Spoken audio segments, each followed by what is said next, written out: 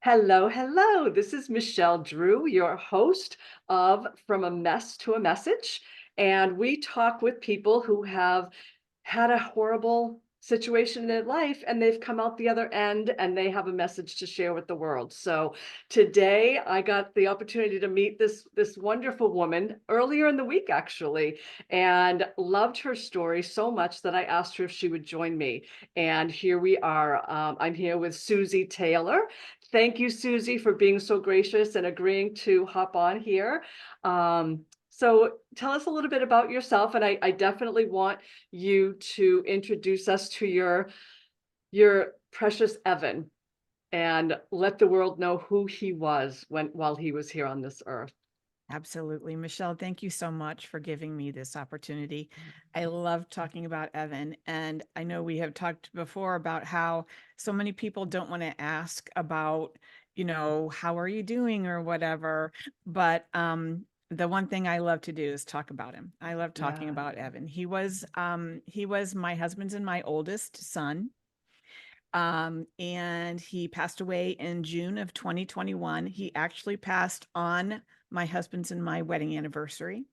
So we have 41 years coming up this year, and it's also the third anniversary of his death. So Evan was our introduction to parenting, was like out of the frying pan and into the fire Yeah. because my water broke with him at 19 weeks. Normal pregnancy is 40 weeks.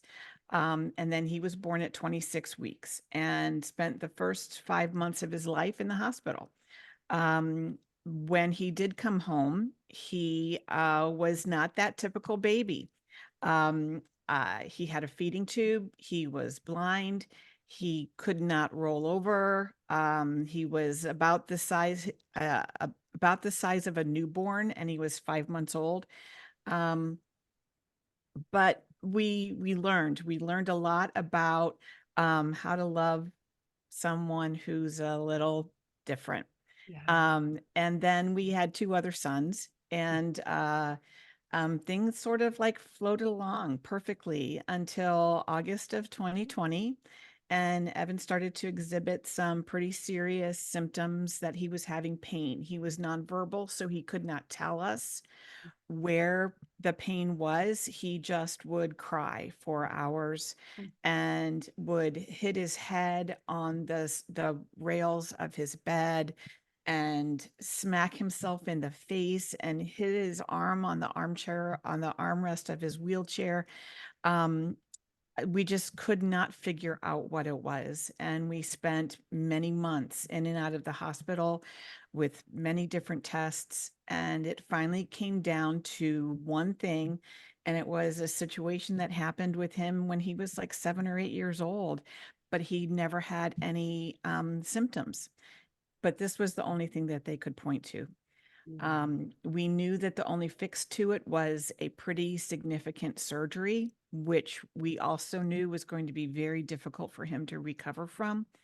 And as it turned out, after the surgery, he spent 5 weeks in the ICU and then did not survive. Um, and when he died, he was 28 years old. So I had been his primary caregiver for 28 and a half years. My husband was very, very involved, but I stayed home. And so that meant during the day, I was the one who changed his diapers and gave him his tube feedings and gave him his medicine and took him to the doctors. All those things that come with being a parent of a child with disabilities. So um, yeah, so Wow. he died 3 years ago, and it has been it has been a whirlwind. It has been a Yeah. whirlwind, that's for sure.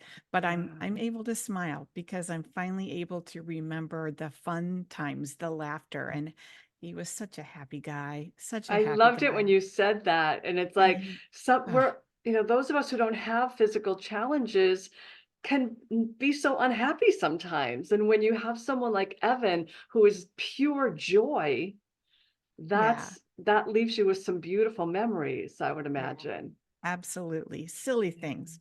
We used to have turkeys, and the turkeys would walk around the yard and then they would all gobble, gobble, gobble at the same time, Oh my gosh, he would laugh so hard that he would get gas. And then we would be like, you can't laugh so hard, Evan, or you're going to be in pain later. But I mean, anything that was a weird sound that he thought it struck his fancy, he would try to mimic it. So yes, he did try Yeah. to mimic gobble, gobble, gobble. It didn't come That's out so like that, but he tried. that's so And then he great. would laugh and giggle and laugh at himself. And yeah, Yeah. so yeah. And I have to give you credit for giving it another go.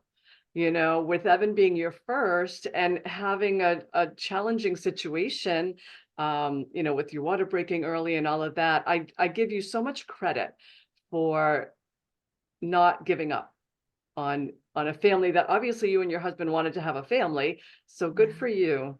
Kudos to you on that. Well, thank you. Our two younger boys, our middle son is 30 now, our youngest is 26, and they have turned into two amazing young men.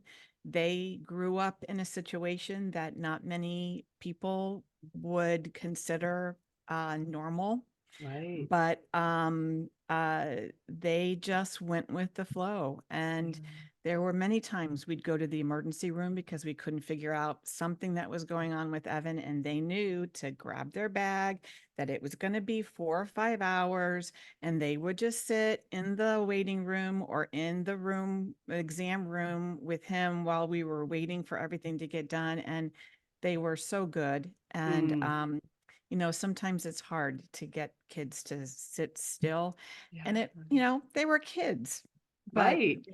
they learned so much. And in all honesty, I would not have been able to do a lot of what we did as Evan got older without their help.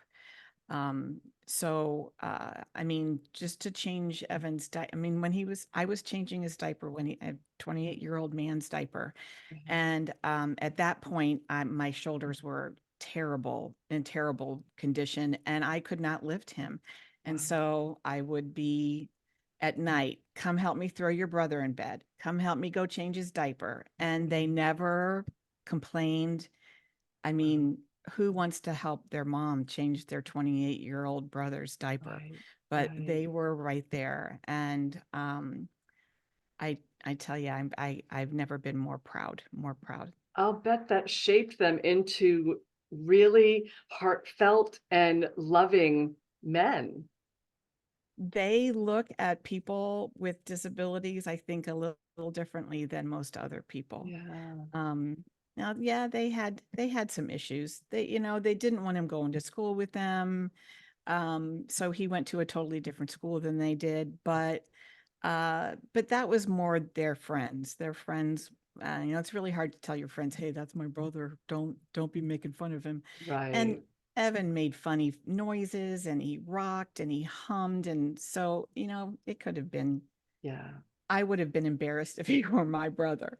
But we still went to we went to the golf matches. We went to the soccer games. We went to the track meets, and everyone knew that Evan was their brother. And Yeah. yeah, it was um, I'm just, I look back over these last years when we had these three totally different young men, Right. and from the same gene pool, three totally different personalities.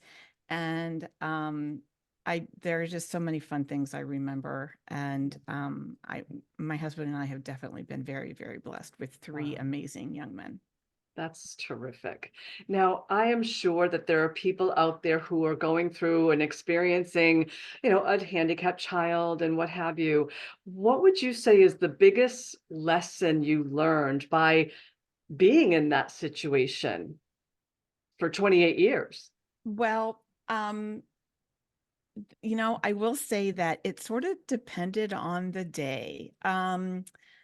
I can remember when Evan was a baby and I had him in a car seat and I'm walking out of the grocery store, and it's a nice sunny day, and this wonderful gentleman who was just trying to be helpful um basically chided me because I didn't have something covering his face and he was looking straight in the sun and I was going to make him go blind.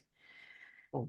And my response was, he's already blind, but thanks for your concern. And of course, that probably not the best thing for me to say to help him feel any better, but there are just some times when people just don't know. Yeah. Um, Going through the store and having someone yell, "What's wrong with your little boy?" from the other end of the store. Um, when I had all three boys, it was like I had a train going in the grocery store. I'd be pushing the wheelchair, pulling the cart with the car seat in it with the baby, and then threatening my middle son to within an inch of his life to do not let go of the handlebar of this cart. Do not. And people would stop in the middle of the aisle and just stare. And there really was one time when I said, you know, my boys are beautiful. Stare at them all you want, but I just want to get my shopping done. Could you move over to the side a little bit so that my train can get through? And oh yeah, yeah, yeah, no problem. But yeah, so it really What a depended beautiful on way to put that. I love that. I can remember doing that once and having the boys ask me for something, the other two boys asked me for something and no. My answer was always no. And they're like, "Why? Why?" And I'm like, "Because I am the meanest mom in the world." And someone in the next aisle over yelled out, "No, you're not. I am." So I guess I guess being a mean mom is pretty normal. So That's so good. That is so good. And I would like to go back and touch on a little bit more what you said in the beginning.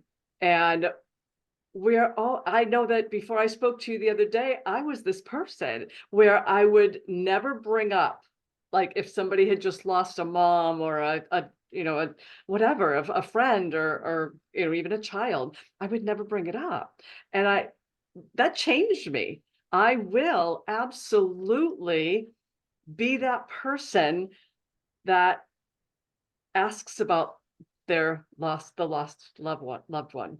And that was such a gift to me. And I want people to really get that yeah, you haven't forgotten, right? It's like, oh, if I no, don't mention it, I won't upset her. It's like you haven't right. forgotten that you lost that person, to give you an opportunity and to give anybody who has lost someone an opportunity to reminisce about the good times and the laughs. And I just thought that was so beautiful. So beautiful. Well, of course, everyone may be different, but I know for me, I just love talking about him. I love talking about him. I love remembering. And I think one of the hardest things for my husband and me after Evan passed was the thought that he would be forgotten. And everyone deserves to be remembered. Everyone deserves to be remembered. And when someone doesn't ask, how are you doing? What's been going on since Evan's been gone? Yeah. I think they're afraid that I'll be sad or maybe I'll cry or whatever. And that may be the case, but I'm sad all, all the time. I mean, Right. I wish he were here. Now my life would be very, very different. And I'm started to look at his life and his death as a gift that he Mhm. gave us, but I would give it all up to have him back again. Yeah. Um, Yeah. but I want to talk about him. I want to Yeah. talk about his red hair and his funny laugh and how he looked off to the side all the time and how he would get louder when his brothers were playing video games and he would yell and they would be like, "Be quiet," and he would just get louder and louder like a typical brother. And Yeah. they finally would just wheel him into his bedroom and close the door because he would not stop. But just to talk about him and to remember the fun Yeah. and just remember what it was like having these three young Yeah. boys in my house. And Yeah. I don't know what other how other moms do it, but when all three of them were younger, it was hard. It It was sounds hard. like it was It was hard. hard. And there were times when I would be dealing with Evan and one of the other boys would be crying and I'm sorry, I have to do this first. I'll be Right. there in a minute. Yeah. I have to do this first. Yeah. And I always felt so guilty about that. And we've talked about it recently, and they're like, we don't remember. Yeah, We right. don't remember what that was like.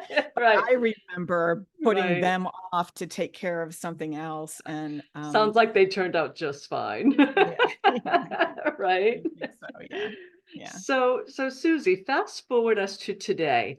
I know that you're doing remarkable things, and you just told me that you're going to speak at a conference, and I'm like, oh my goodness, she just fast forward us to today, and what is going on, and how has that been a reflection of the gift that Evan gave you in both ends of it, like you said, in you're having him for 28 years and for him passing on, and so talk to us about today. Well, I've anyone who would listen that my boys are my biggest teachers, and Mm. he was right there. Um, I can remember the week after his funeral, sitting at this desk, wondering, what in the world am I going to do now? What am I going Mhm. to do now? I mean, my day revolved around his schedule. Yeah. And my best friend was his nurse. She'd been in my house every day for 15 years. Oh. And now she's gone. There's Mhm. no reason for her to be back here every day, Mhm. um, that's when I decided to start my business. I remember my husband went back to work. The other two boys went back on their things. And I'm sitting here in this house by myself thinking, well, What next?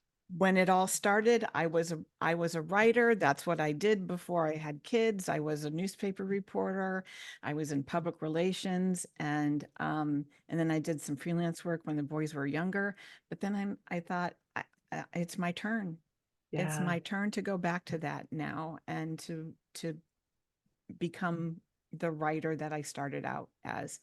And I recently became a StoryBrand certified guide. So StoryBrand is a different type of marketing that basically takes a look at your customers, what their problems are, and how you can step in and guide them to a successful end so that their Mm. problems are solved with your products or services. Mhm. And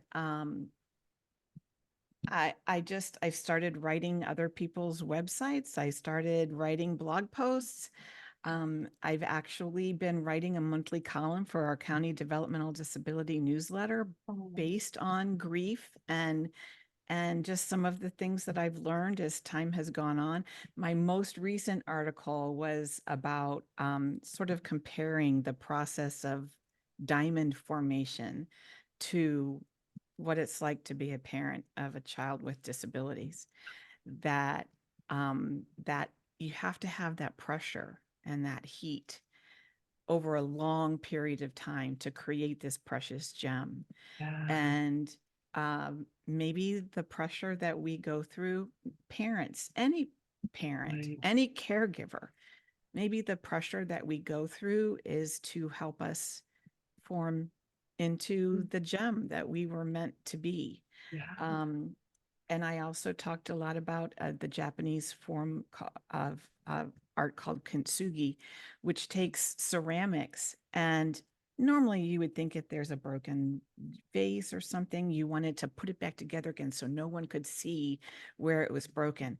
In kintsugi, no, you mix the lacquer with gold powder, silver powder, something shiny, something that when you put it together creates another totally different piece of art. And sometimes I felt broken. Mm. I wasn't sure if I could wake up and get out of bed in the morning, Mhm. but I've started to realize that those scars are what help. And I don't want to say me, but I can only talk for myself. Those Right. scars are what helped me shine. Yeah. Um, I remember him and everything that I do. He's right here with me every day. And if I do something that I would be somewhat embarrassed at, I can almost hear him just, mommy, like he's so disappointed. Um, I was gonna ask you if you ever felt his presence. Uh-huh. Yeah, Yeah. I do. I do.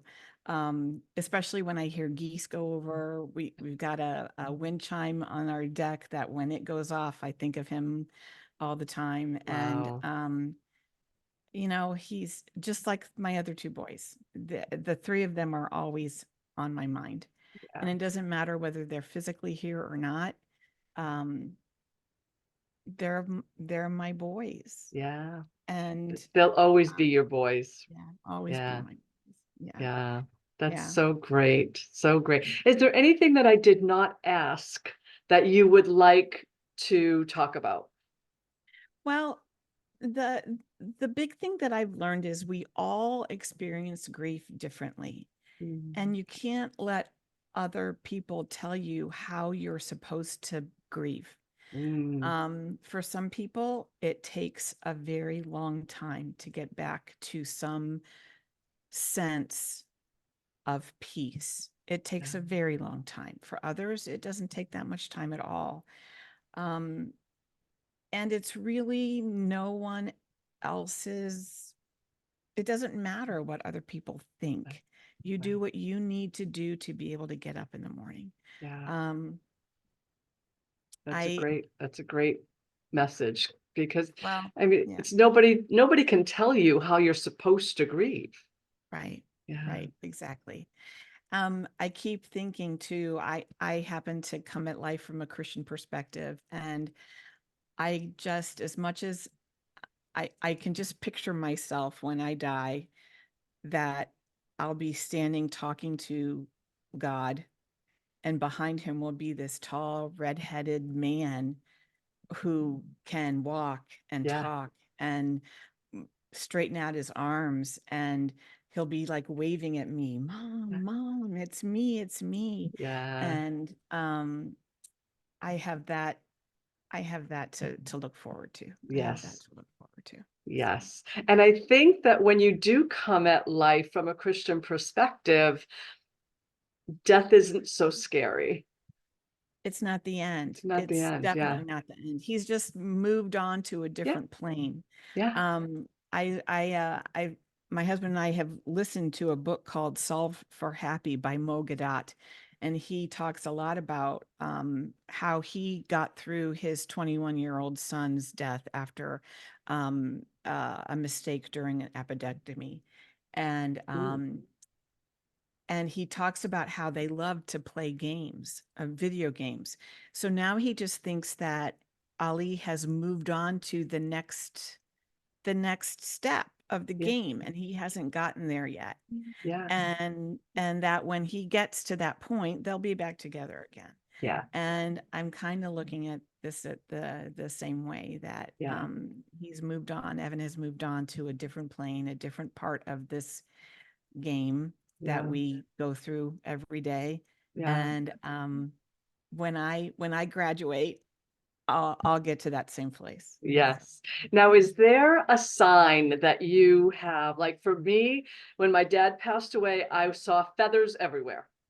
And I Hmm. would pick it up and say, Daddy's building his wings, right? And with my mom, it was ladybugs. Is there anything like that for you and Evan that you have noticed? There's just so much that reminds me of him. Our dogs, when they play, he would laugh. Uh-huh. So when I hear them play, I can hear his laugh. When I hear the wind chime, I know he would get really excited. When motorcycles would go by the house, oh my gosh, he would try to make the sound. And and so I think of him whenever motorcycles go across. Whenever I hear geese in the air, he would laugh at that. So there's just so many different things that remind me of primarily his laugh. Nice. um, it was Isn't so that weird. great? It Isn't was that so weird when wonderful? he went through puberty, because his laugh became this little boy laugh to this. And so that's what I remember. I remember this deep man laugh coming out of this person who I kept thinking of was still my little boy. So, Right. yeah. Wow. That's amazing.